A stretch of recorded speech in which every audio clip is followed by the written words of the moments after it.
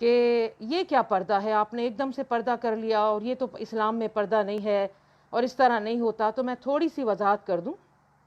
دیکھیے اللہ تعالیٰ جس کو جس وقت جس کے دل میں ایمان ڈال دے تو وہ اسی وقت اس کو قبول کرتا ہے، اللہ کی طرف سے ہوتا ہے.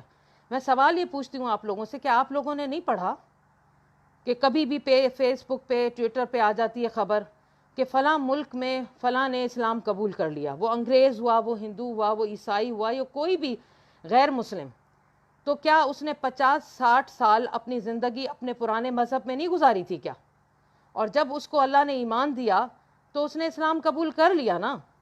تو میں نصرت سحر عباسی اگر پہلے مجھے اللہ نے ایمان نہیں دی، ہدایت نہیں دیا تھا پردے کی، اور اگر مجھے ہدایت دے دی، سورہ احزاب اگر ہے تو آپ پڑھ لیں کہ اس سورہ احزاب اللہ تعالیٰ کا قرآن ہے. جہاں جو مجھے سن رہے ہیں، جو قرآن پڑھتے ہیں ترجمے کے ساتھ، جن کو حفظ کیا ہوا ہے، وہ تو اس وقت ریکال کر رہے ہوں گے، ان کو پتہ ہے کہ سورہ احزاب میں یہ قرآن پاک میں کہا گیا ہے کہ حضور صلی اللہ علیہ وآلہ وسلم کو جب حضرت جبرائیل سورہ احزاب کی آیت لے کر آتے ہیں تو وہ فرماتے ہیں، اللہ کا حکم ہے کہ آپ حضور صلی اللہ علیہ وسلم کو کہہ رہے ہیں کہ اپنی بیویاں، اپنی صاحبزادیاں اور مسلمان جو خواتین ہیں، مومنین ہیں، ان کو کہو کہ وہ اپنے آپ کو چادر سے ڈھانپ لیں.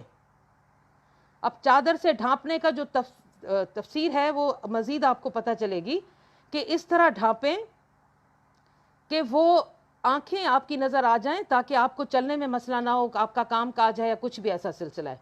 اب کئیوں نے مجھے کہا کہ اچھا یہ تو پردہ نہیں ہے، جب آپ عمرے پہ جاتے ہیں تو آپ حج پہ جاتے ہیں پھر چہرہ کھول دیتے ہیں. ہاں حکم ہے، حکم ہے کہ وہاں مرد اور عورتیں، مرد تو ویسے کھلاتے ہیں، عورتیں بھی اپنا چہرہ کھول لیں. میں عمرہ کر کے آئی، میں نے چہرہ کھولا ہے.